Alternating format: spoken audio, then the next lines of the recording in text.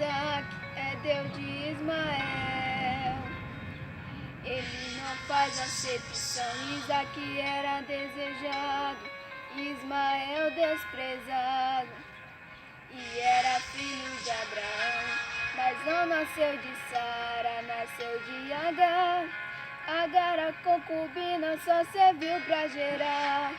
Um dia Abraão pegou água e pão e disse: vão embora que não mais ficarão.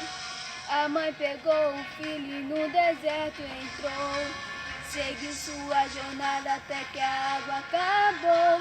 A mãe olhou pro filho e disse: vamos morrer. Agar se afastou pra morte dele não ver. Mas ele não morreu, ele não morreu, o menino orou. No meio do deserto um milagre aconteceu, uma fonte nasceu.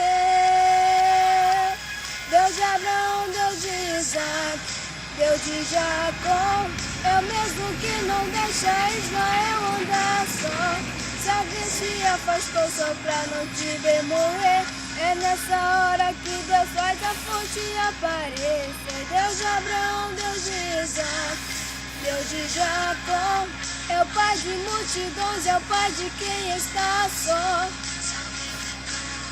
Desistiu de você pra Deus aparecer.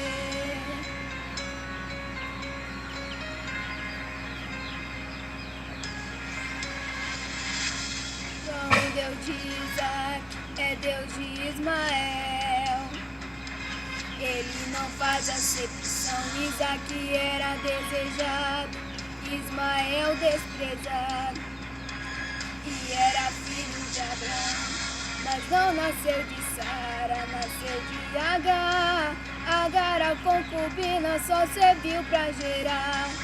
Um dia Abraão pegou água e pão e disse: vão embora que não mais ficarão.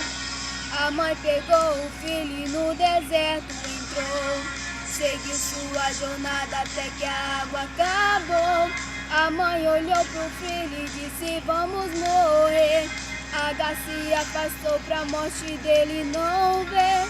Mas ele não morreu, ele não morreu, o menino orou e Deus o atendeu. No meio do deserto um milagre aconteceu, uma fonte nasceu. Deus de Abraão, Deus de Isaac, Deus de Jacó, é o mesmo que não deixa Ismael andar só. Se alguém que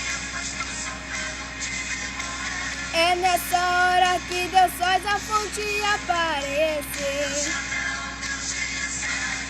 Deus de Jacó, é o pai de multidões, é o pai de quem está só.